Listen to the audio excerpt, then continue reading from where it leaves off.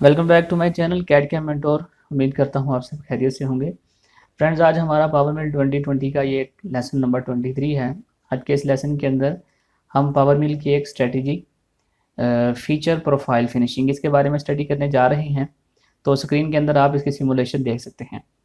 अच्छा फ्रेंड्स, इसके अंदर मैं आपको एक चीज़ बताता चलूँ कि पावर मिल की जो ट्यूटोरियल आप यूट्यूब के ऊपर देखते हैं उसके अंदर उन्होंने फीचर मशीनिंग के बारे में बताया हुआ है। तो मेरी जहाँ तक स्टडी है, जितना मैंने देखा है, वो सारे के सारे फीचर्स को 3D मॉडल से जनरेट करते हैं।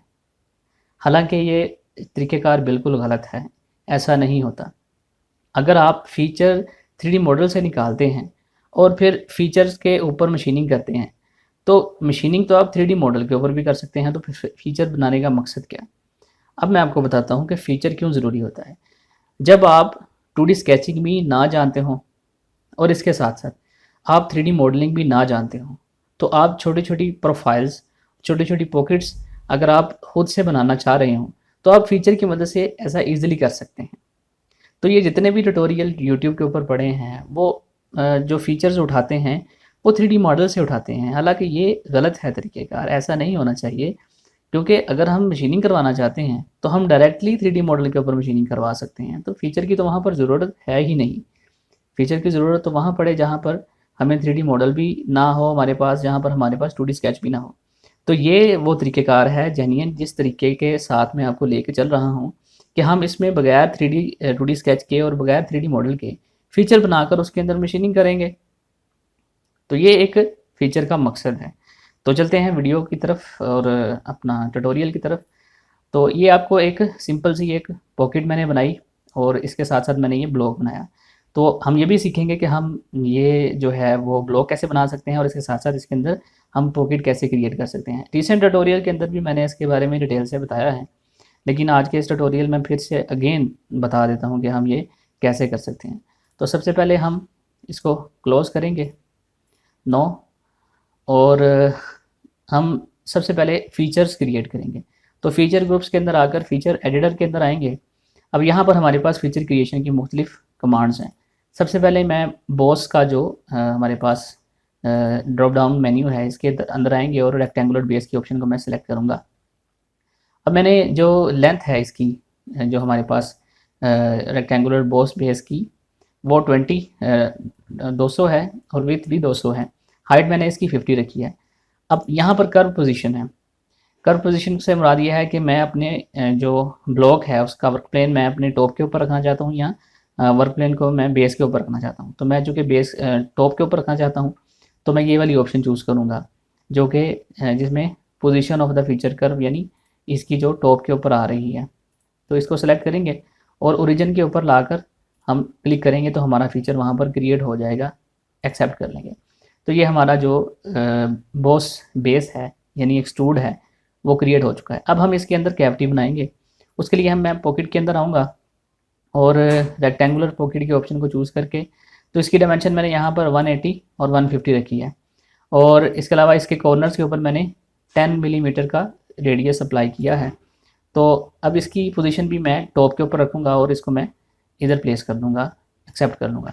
तो ये देखें कि एक मैंने एक्सट्रूड बॉस किया और उसके अंदर मैंने कैविटी क्रिएट कर दी। अब यही वो चीज़ है फीचर्स की कमाल, कि हम इसके अंदर बगैर 3D मॉडल के और बगैर 2D कर्व्स के हम अपना एक मॉडल क्रिएट कर लिया जिसके अंदर हम मशीनिंग करेंगे।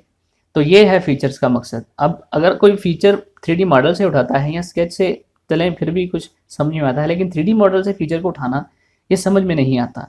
ये कन्फ्यूजन पैदा करता है कि जब हम 3D मॉडल के ऊपर मशीनिंग कर सकते हैं तो हमें फ़ीचर बनाने की ज़रूरत क्या है। तो अब समझ आई कि फ़ीचर का मकसद क्या है। तो इसको एक्सेप्ट करते हैं। तो ये हमारा फ़ीचर जो है वो क्रिएट हो चुका है। अब हम होम के अंदर आएंगे और ब्लॉक के अंदर आएंगे और यहाँ से आप याद रहे टाइप जो है फ़ीचर सेलेक्ट करेंगे और इसको कैलकुलेट करेंगे। तो जैसे ही कैलकुलेट करेंगे हमारे फ़ीचर के लिहाज से ब्लॉक जो है वो कैलकुलेट हो जाएगा। इसको एक्सेप्ट करेंगे, ये हमारा जो है वो ब्लॉक भी कैलकुलेट हो चुका है। अब हम आएंगे क्रिएट टूल के अंदर और यहाँ से हम एंड मिल टूल क्रिएट करेंगे और इसका डायामीटर जो है मैं 25 रख देता हूँ। तो इसकी लेंथ 75 है। अगर आप शैंक और होल्डर ऐड करना चाहते हैं तो मेरे रिसेंट ट्यूटोरियल देख सकते हैं, वहाँ में मैंने इसको ऐड करने के तरीक़ेकार बताए हुए हैं। तो फिलहाल मैं इसको ऐड नहीं करता। तो ये हमारा टूल जो है वो क्रिएट हो चुका है। अब आप ये देखिए कि हमारे टूल की पोजीशन बिल्कुल हमारे टॉप के ऊपर है। ये एक्सीडेंट का ख़तरा इससे बन सकता है। हम इसको थोड़ा सा ऊपर करेंगे, तो ऊपर करने के लिए टूल पाथ कनेक्शंस के अंदर आएंगे और सेफ एरिया के ऊपर क्लिक करके कैलकुलेट करेंगे। तो जैसे कैलकुलेट किया तो सेफ एरिया के ऊपर हमारा जो टूल है वो जाकर प्लेस हो चुका है। एक्सेप्ट करेंगे तो ये हमारा टूल जो है वो सेफ एरिया के ऊपर भी प्लेस हो चुका है। अब इसके बाद हमारा फीचर भी क्रिएट हो गया, टूल भी क्रिएट हो गया, ब्लॉक भी क्रिएट हो गया। अब हम आएंगे टूल पाथ्स के अंदर और फीचर मशीनिंग के अंदर हम सिलेक्ट करेंगे, जो कि आज हमारा टॉपिक है फीचर पॉकेट प्रोफाइल। इसको स्टडी करने जा रहे हैं तो इसको हम सिलेक्ट करेंगे और ओके करेंगे।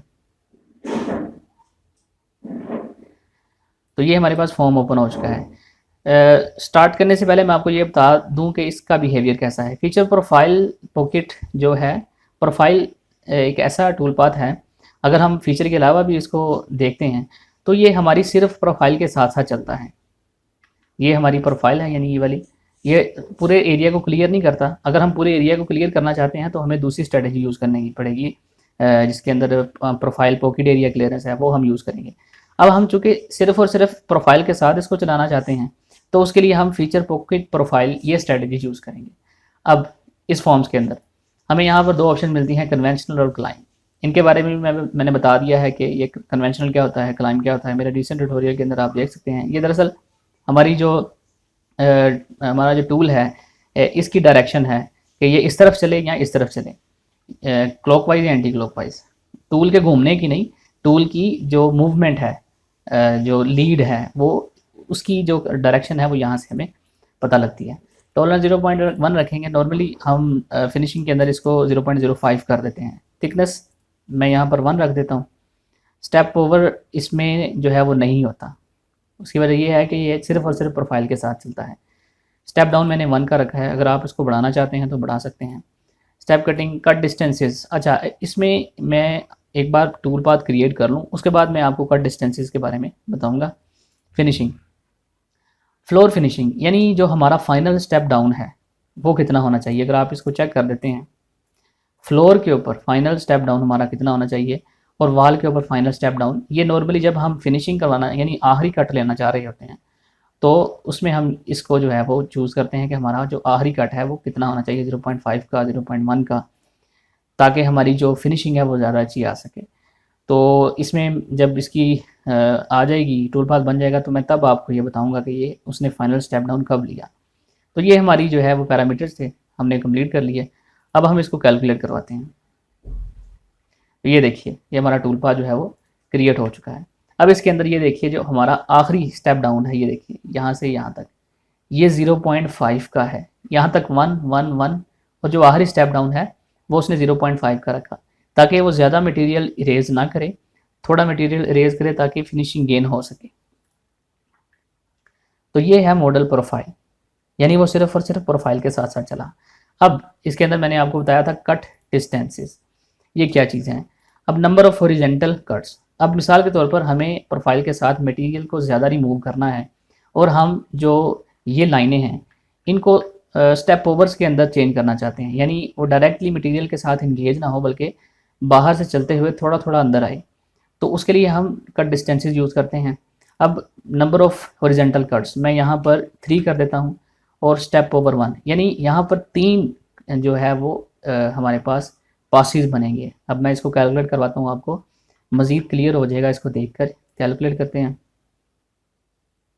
तो ये देखिए, मैं टॉप से इसको दिखा देता हूँ आपको।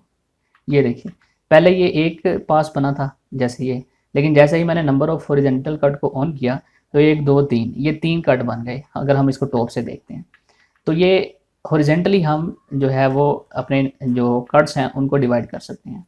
बहरहाल ऐसा हम मॉडल प्रोफाइल में यूज़ नहीं करते।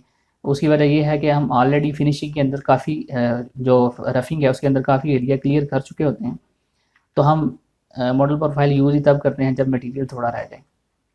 तो ये है, इसके अंदर हम जो है वो मॉडल प्रोफाइल के साथ साथ हम टूल चला सकते हैं। अब हम इसकी सिमुलेशन करके देखते हैं। व्यू में लॉन कर देते हैं।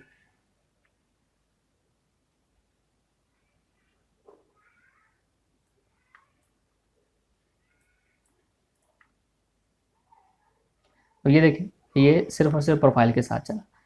अब जो कि हमने सेंटर से इसकी जो है वो रफिंग नहीं करवाई थी, इसलिए ये सेंटर के अंदर आपको ब्लॉक नज़र आ रहा है। मेरे रिसेंट ट्यूटोरियल के अंदर आप देख सकते हैं कि अगर आप इसके पूरी की पूरी पॉकेट को क्लियर करना चाहते हैं तो कैसे कर सकते हैं।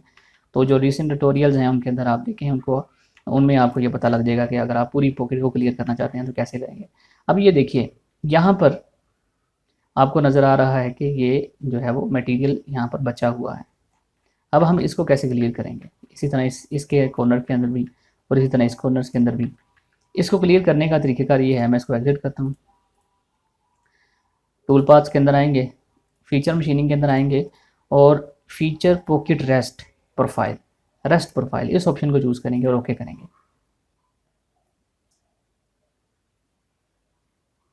अच्छा, ये रेडियस उसने छोड़ा क्यों? ये रेडियस है 10 का और मैंने जो टूल यूज़ किया है वो 25 का है। तो 25 का जो रेडियस है वो बनेगा 12.5, यानी हमें टूल जो है वो चलाना पड़ेगा यहाँ पर 10 या 10 से कम का, 10 या 10 से कम रेडियस का। तो ये हमारा जो रेडियस है क्लियर हो जाएगा। अब हम टूल बनाएंगे इसके अंदर सबसे पहले जिसका रेडियस 10 से कम हो। मैं 16 का बना लेता हूँ चूँकि इसका रेडियस 8 है और 10 से कम है। और इसके बाद हम जाएंगे pocket feature pocket rest profile के अंदर, ये कन्वेंशनल रहेगा, थिकनेस हमने 0 रखी है और स्टेप डाउन भी मैं यहाँ पर 1 का ही रखता हूँ। रेस्ट के ऑप्शन के अंदर आएंगे और यहाँ पर टूल पाथ्स, इस ऑप्शन को सिलेक्ट करने के बाद जो हमारा पहला टूल पाथ है जिसने मटेरियल छोड़ा है हम उसको सिलेक्ट करेंगे। सिलेक्ट करने के बाद हम कैलकुलेट करेंगे। तो ये देखिए कि जहाँ पर मटेरियल हमारा बच गया था इसने ऑटोमेटिकली वहाँ पर डिटेक्ट किया कि मटेरियल यहाँ पर बाकी है और उसने वहाँ पर टूल पाथ बना दिया एक नए टूल के साथ। तो इस तरह हम जो है वो सिमुलेट फ्रॉम स्टार्ट करके मैं आपको दिखा देता हूँ। ये देखिए कि यहाँ पर उसने सिर्फ उसी एरिया के ऊपर चला जहाँ पर हमारा मटेरियल बच चुका था। तो इस तरह आप मॉडल प्रोफाइल की मदद से जो है वो मॉडल की प्रोफाइल के ऊपर टूल चला सकते हैं और अगर वहाँ पर मटेरियल बच जाए तो मॉडल रेस्ट की मदद से, पॉकेट रेस्ट की मदद से जो बाकी मटेरियल बच गया है उसको भी आप रिमूव कर सकते हैं। तो उम्मीद करता हूँ आपको काफ़ी इसके कॉन्सेप्ट जो हैं वो क्लियर हुए होंगे। तो मिलते हैं नेक्स्ट वीडियो के अंदर एक नई मालूमात के साथ, एक नई स्ट्रेटजी के साथ। मुझे इजाज़त दीजिए, तब तक के लिए अल्लाह हाफिज़।